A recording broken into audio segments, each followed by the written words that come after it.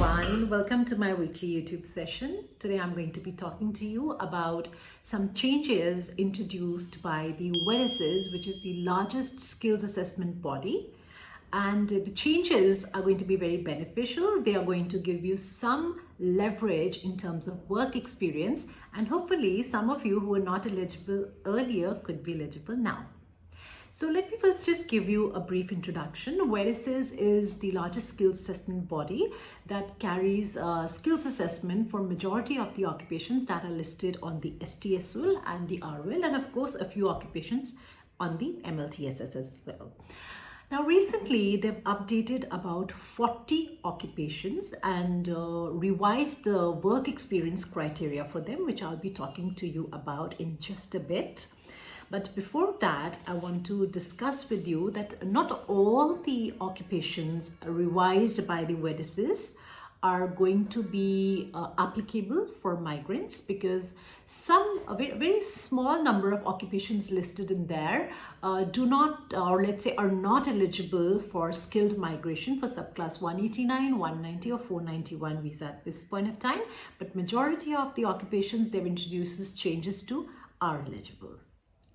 Now I want to just briefly touch upon a few things. One being that WEDSS is a body that does not need an IELTS score at the onset. So anybody who thinks that, well, let us first clear our IELTS and then get started with the skills assessment, let me just tell you, your IELTS or PD is going to be trashed, because that is not a document they're wanting to look at when they are assessing your application. Transcripts is something, again, that is not needed by the WEDSS. And when WEDSS carries out a very comprehensive assessment of your skills, that is a combination of your qualification and your work experience. And very importantly, WEDSS is one of the few bodies that gives applicants the choice to go for a standard processing or a priority processing. So for a standard processing application, it takes about 10 to 12 weeks for them to complete a decision on their skills assessment application. Whereas for a priority processing application, the skills assessment can be completed in less than 10 working days. But of course, that comes with an additional fee of $600 in addition to the fee that you pay for the standard processing, but it is worth it. Now, also another point I'd like to clarify here is that WEDSS is basically looking for applicants with a full-time paid employment. So when I say full-time, the notion applicants generally have is that full-time work experience probably refers to 48 hours in a week or 40 hours in a week. The answer to that is no. Full-time work experience refers to 20 hours or more in a week. So let me just support this with an example. Let's say there is an applicant who has done his bachelor's degree in law, is a practicing lawyer, but also happens to be a farmer, has agricultural land which he's working on. Let's say this lawyer spends about, let's say 10 o'clock to 3 o'clock, he remains in the courts practicing law, and from 5 to 9 he spends time on his farm and all the farming activities. So in this particular case, technically speaking, he's employed in two occupations full-time, because for both the occupations he's devoting 20 hours in a week or more in a week. Now, this applicant, though he has a qualification in law, but if he has a experience of 3 years or more as a farmer, he can very well go ahead and nominate the occupation of a farmer as well, because he has full-time 3 years work experience for the nominated occupation. Now, what exactly are the minimum work experience requirement and what are the changes associated with? WEDSS basically categorizes all the occupations that it assesses under 5 different categories. So there are 5 bifurcations. One is Group A, there is Group B, Group C, Group D, Group E, and Group F. I'm at this point of time going to keep my conversation limited to just Group A, B, C, and D. I'm not getting into Group E and F right now. So Group A is a group where the person needs to have a highly relevant qualification. It is mandatory. For example, let's go with the occupation of a complementary health therapist. So they need, if somebody is working as a complementary health therapist, he or she needs to have a highly relevant qualification such as a BMS degree. If the person has a bachelor's degree or even has maybe 10 years of work experience, the person is going to get a negative assessment, because Group A makes it mandatory for a person to have a highly relevant qualification. Group B does not require an applicant to have a highly relevant qualification. Let's say somebody who's been working as an HR advisor but has a qualification in engineering. So if that person had, let's say, had an MBA HR, the person would have been okay to get a positive assessment with just 1 year of experience. But if the person does not have a highly relevant qualification but has, let's say, a qualification in a very diverse field such as engineering, the person would need at least 3 years of work experience to get a positive skills assessment. Group C requires a diploma in a highly relevant qualification. If the person doesn't have a diploma in a highly relevant qualification, relevant field, then at least 2 years of work experience is required. Group D requires a highly relevant qualification, Certificate 3 or Certificate 4, but this can be compensated for if the person has a Certificate 3 or 4 in any field with experience of 3 to 2 years.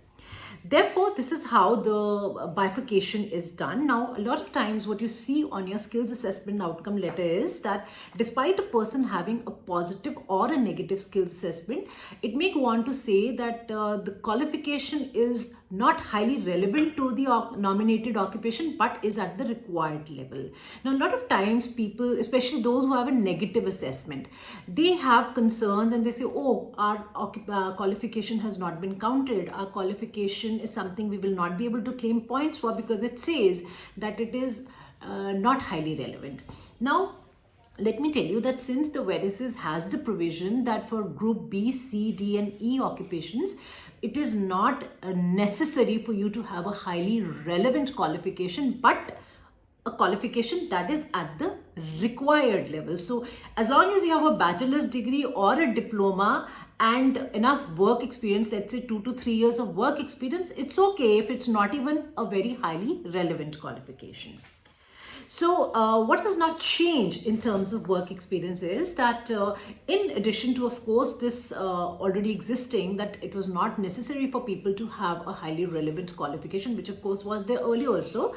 There was also a concept of pre-qualifications which people were not aware of, and there's been now some changes to the pre-qualification criteria.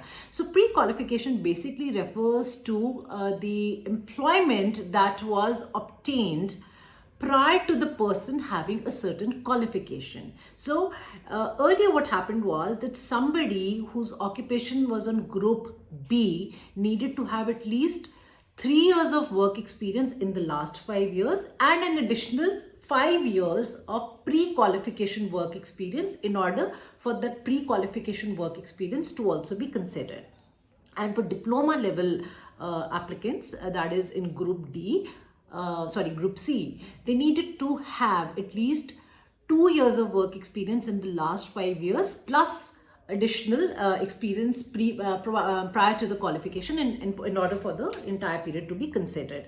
Now the Verices has brought down the minimum, the recent work experience requirement, the occupations to 1 year. So as long as you have at least 1 year of work experience in the last 5 years, and then the rest of your employment was obtained before you're getting that qualification, so to say pre-qualification work experience, it will be considered. Now let me just support this with an example because I know this is a little confusing. I want you to look at your screens, please. I'm first going to share category B, Group B occupation with you. Let's say the occupation is an HR advisor. There are 4 options given here, that is option 1, 2, 3 and 4. I want you to carefully look at the 4th option. Now under the 4th option, let's say you're an HR advisor and you do not have a qualification in HR. Let's say you have a simple Bachelor's of Arts.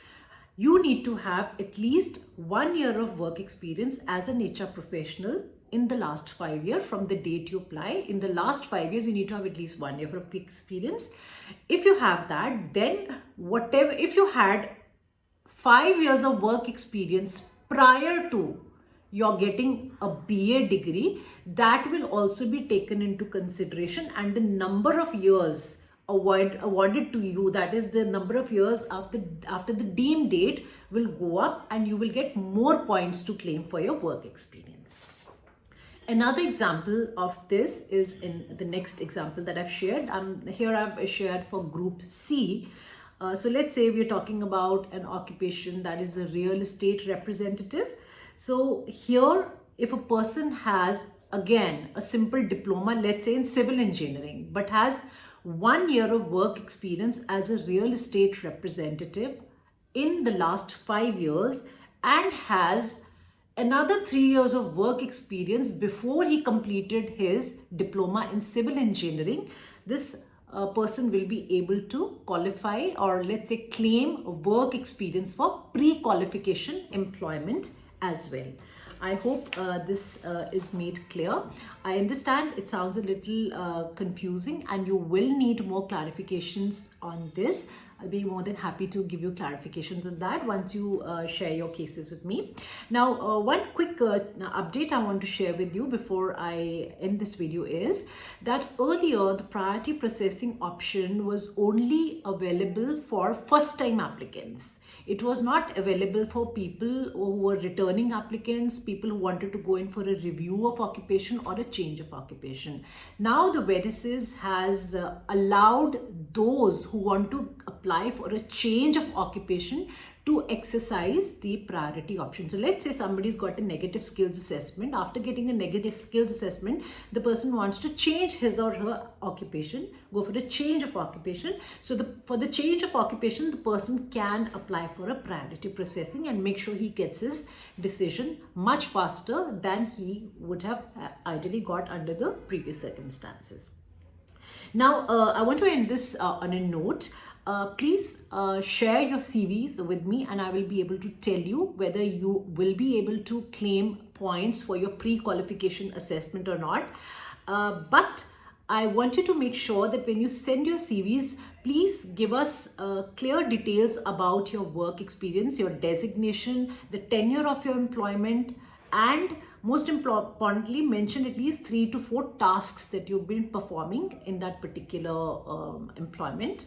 Also, when you are sending us your CVs, please make sure that you do not share your phone numbers in the comment box, because if you share your phone numbers in the comment box, anybody who's watching the video can have access to your phone number, and a lot of times the inquirers end up getting calls from companies or persons the phone number was not even intended for. So please try and inbox us, message us your phone number, and as far as your CVs or your case specific queries are concerned, please ask them through email. Of course, YouTubers can always ask their questions on YouTube, but those who are on Facebook, I strongly encourage, please ask your questions through email. And anybody, whether on YouTube or on Facebook, please do send us your CVs on CaanWings@gmail.com, that is CAANWINGS@gmail.com, or give us a call on 7849878498. And we'll be happy to do a free assessment for you and give you free advice on your eligibility and answer all the questions, the answers for which you've been looking for.